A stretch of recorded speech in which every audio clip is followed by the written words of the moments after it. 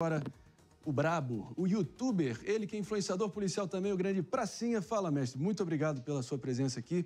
Sou fã do seu conteúdo também e, sem dúvida alguma, vai engrandecer muito aqui o Morning Show. Obrigado, meu irmão. Eu que agradeço.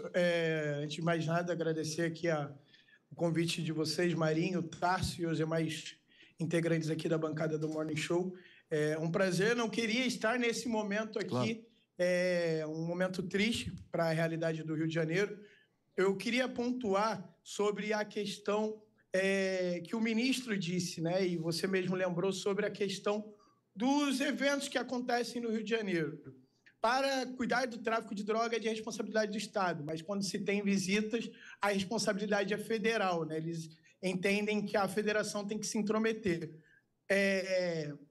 Sobre a questão também que foi falada, que haviam supostas vítimas na mata, eu digo que todos aqueles que estavam dentro da mata, eles não estavam ali fazendo trilha e muito menos piquenique. Eles foram encontrados ali porque efetuaram disparos contra a Polícia Militar, a Polícia Civil, né, as tropas de operações especiais do Estado. Eles não estavam ali passeando e muito menos fazendo trilha. Eles morreram porque eles estavam confrontando as forças policiais. E diferente do que muitos pensam, que o policial sai de casa para matar, a gente tem que parar de normalizar essa narrativa e lembrar que quem sai de casa para causar o mal é o bandido, é o traficante. O policial ele sai de casa para fazer o serviço dele, cumprir as 12 horas dele de serviço e voltar para casa em segurança. Só que existem pessoas que saem de casas mal intencionadas, que batem de frente com os nossos policiais. Infelizmente, os policiais, felizmente, né, colocado dessa forma, fazendo a sua função, fazendo aquilo que eles entraram, né, para o concurso público, levando esses marginais a óbito, trazendo a segurança para a sociedade como um todo. Sim. Não, e falando nesses heróis invisíveis, né, que acabaram tragicamente tombando mortos ontem, você já rendeu todas as homenagens, nós aqui também, não poderia ser diferente. Realmente a gente precisa realmente reconhecer o valor, e sobre isso que eu queria falar também, o aspecto humano da atuação policial, né, e claro, Sargento Serafinho, Sargento Weber, ambos do BOPE, e também o Máscara, né, o glorioso Máscara, o Marcos Vinícius, policial civil, estava recém-promovido, acabou tombando morto, e claro, o Rodrigo Veloso, há menos de 40 dias, um pouco mais de 40 dias, na verdade, na Polícia Civil. Ele que é botafoguense roxo, assim como eu, irmão de camisa sempre se identifica, e a gente sente essa dor toda. Mas, conhecendo a atuação policial, o que permeia, assim, o que norteia, melhor dizendo, a cabeça do policial, de modo geral, para realmente se sacrificar nesse grau, e ainda assim, nem sempre, acho que até raramente, recebendo o reconhecimento e a valorização da sociedade civil. Conta pra gente um pouco do aspecto psicológico desse enfrentamento a nível humano. Vai que é sua. Infelizmente, eu acredito que nenhum deles saíram de casa ontem para morrer, né? Como vocês viram aí nas redes sociais, a família fica com o coração apertado. As pessoas têm que entender que o policial ele tem sentimento, ele sente medo, ele sente raiva, entre outros pontos. A gente tem aquela figura de trazer a imagem do policial como herói, como uma pessoa que não sente medo. Mas ontem, dentro do complexo, os policiais foram lá para fazer o seu papel. Infelizmente, tiveram suas vidas ceifadas, né? Foram assassinados, são as verdadeiras vítimas desse dia. Mas o policial, muitos vão dizer que faz parte do trabalho policial e da atuação policial a morte, né? Mas, de uma maneira geral, o policial é como toda e qualquer pessoa, né? Ele está ali cumprindo o trabalho dele e, infelizmente, esses criminosos abriram fogo contra as guarnições ali em terreno e acabaram tirando a vida. Vocês podem ver em vídeos, até mesmo eu publiquei nas redes sociais, vagabundos dizendo vamos abrir fogo contra eles porque estamos encurralados. Se a polícia fosse tão truculenta como estão colocando, não teríamos pouco mais de 100 mortos achados ali. Todos aqueles 27 que estavam dentro da casa fazendo a senhora de refém estariam mortos. Teriam muito mais ali pessoas do que o número de fuzis que foram apreendidos. se fosse colocar em consideração o número de fuzis apreendidos, a gente teria um fuzil para cada pessoa, mas a gente tem mais fuzis apreendidos do que mortos. Então, assim, se a polícia fosse essa imagem truculenta e violenta que as pessoas estão pintando, e outro ponto também, que estão dizendo que a polícia não deveria estar lá. Quem não deveria estar lá é o crime, que ocupa aquele território, que toma como seu uma coisa que é do Estado, fazendo reféns, causando mal ali, e as pessoas parecem tapar os olhos. Um outro ponto que eu também quero colocar aqui, que eu recebi diversas mensagens, depois eu posso compartilhar com vocês, vários moradores estão sendo realocados, né, sendo obrigados a retirar os corpos da mata, e a instrução é a seguinte, para deixar eles só de cueca, para poder passar uma imagem humanizada de coitados, que não estavam com roupas militares, entre outros pontos. Eu posso depois compartilhar esses prints de mensagens que eu estou recebendo de moradores, pedindo até mesmo o sigilo deles, falando que eles estão sendo obrigados a retirar os corpos, retirar as roupas e só deixar somente de cueca, limpar o corpo para estender ali na Praça do Complexo da Penha. É uma desgraça total e a gente jamais pode subestimar a capacidade de todos eles fazerem o mal e também distorcerem os fatos para criar a própria narrativa e criar a simpatia do grande público, né? Mas a ordem do momento é não recuar, né? E a gente vai seguir aqui nesse papo para cima, pelo contrário. Para cima, a gente vai seguir aqui com o David de Tarso, também que é especialista em segurança pública, nosso amigo aqui da bancada, para a próxima pergunta.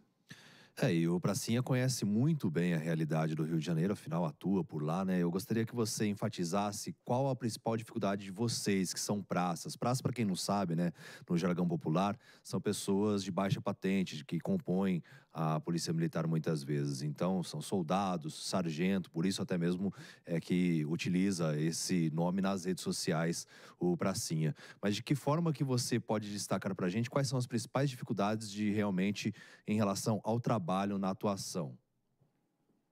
Acho que o lado das pessoas que estão contra a polícia militar.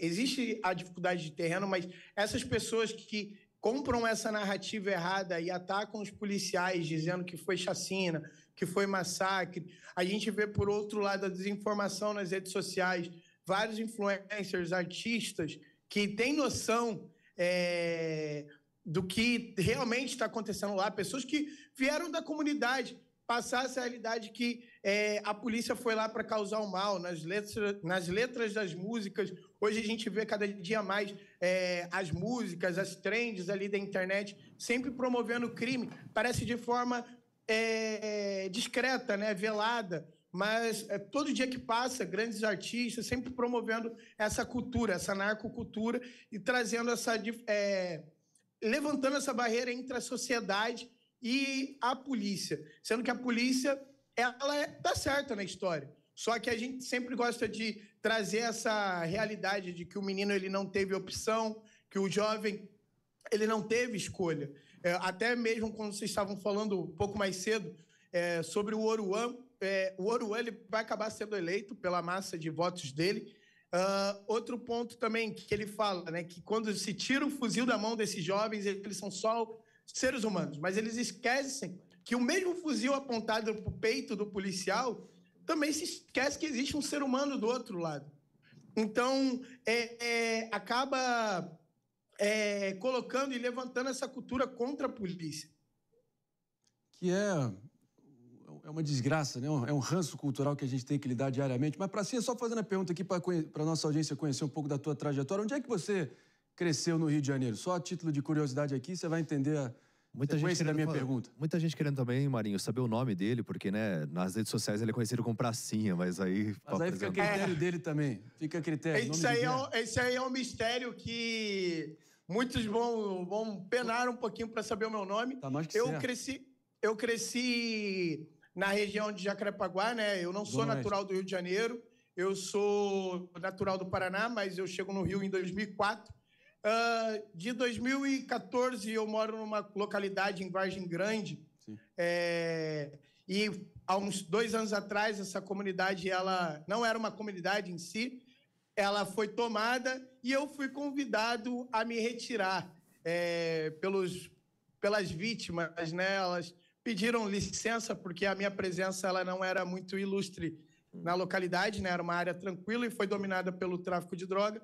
Hoje, infelizmente, eu não posso mais residir onde eu morava, onde eu tenho casa própria, por conta que a criminalidade tomou conta e eu não sou uma boa presença nesse local.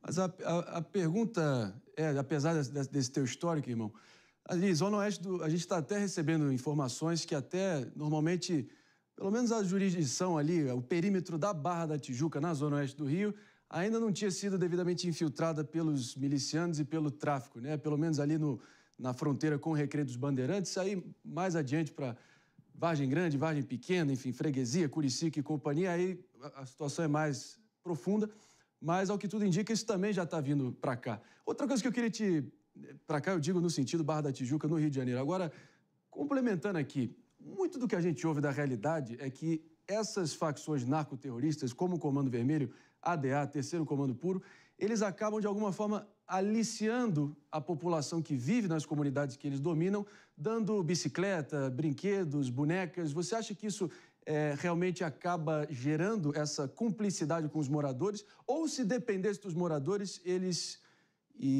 ficariam do lado da polícia nesse enfrentamento para libertar aquelas regiões? Será que há essa disposição interna dentro das comunidades para tentar se virar contra os criminosos que os oprimem? É uma boa pergunta. E essa cultura, ela acaba incentivando o morador a defender esse jovem, né? Colocar dessa forma, né? Que a gente não pode colocar outro título. Esses eventos são promovidos, essa doação é uma forma de um pagamento, porque você fica refém dessa criminalidade ali na localidade, quando eles falam assim, você tem que ir para a rua, você tem que fazer acontecer. E acaba estimulando. E quando a polícia, o jovem, né, a criança, quando ela vê a polícia adentrando nessa localidade, levando preso ou levando a óbito esse traficante, ele fala assim, cara, o cara era tão bom para mim, olha lá o que a polícia fez, ele me dava as coisas, ele era bacana, ele me pagava o lanche, ele me dava pipa. Então, vai gerando involuntariamente aquela raiva contra o sistema. Você vai vendo aquele cara que te dava as coisas, ele ser morto, mas ninguém coloca por que ele estava sendo morto, né? Sempre classifica dessa forma. E aí as pessoas vão vendo aquele cara que fazia tudo por eles, a polícia é taxada como vilã, porque o cara promovia um falso bem-estar social ali, comprando indiretamente, e quando ele é morto, se gera esse ódio, essa revolta, morador, ele era um menino bom, mas era um menino bom que portava um 762, um 556 na mão. É isso aí, Pracinha. Portas sempre abertas aqui no Morning Show, tá, meu irmão? Siga firme aí que o teu trabalho de conscientização, de também refutar essas mentiras lançadas por quem nunca acabou suando nem um santo dia, realmente nunca adentrou uma favela e tentam de alguma forma questionar o trabalho que você faz, que é mais do que valoroso, é necessário. Obrigado, meu irmão, e conta com a gente. Eu que agradeço. Uma observação, claro. Quando a gente fala que um jovem desse não tem escolha, a gente dá um tapa na cara do jovem que está na praia carregando aquele mate com 20 quilos de cada lado, que está vendendo água no sinal, bala no sinal, descalço, debaixo de um sol de 40 graus todo dia, levando um não na cara, onde tudo para ele é feito para dar errado. E quando a gente fala que um traficante não teve escolha, não teve oportunidade, a gente incentiva esse jovem que está ali no sinal, cara, você é idiota, sai do sinal, sai da praia e vai para a favela traficar, porque você é um coitado, é um pobre coitado. Então a gente tem que parar de estimular essa narrativa para a gente valorizar esses jovens que buscam a mudança todo dia. Baita exemplo. Crime é um problema moral e não um problema social. Crime é um problema moral e não social. Quanto mais repetirmos isso, talvez essa inversão de valores que tomou de assalto o Brasil, a gente vai poder reverter isso. Obrigado, Pracinha. Tamo junto, meu irmão.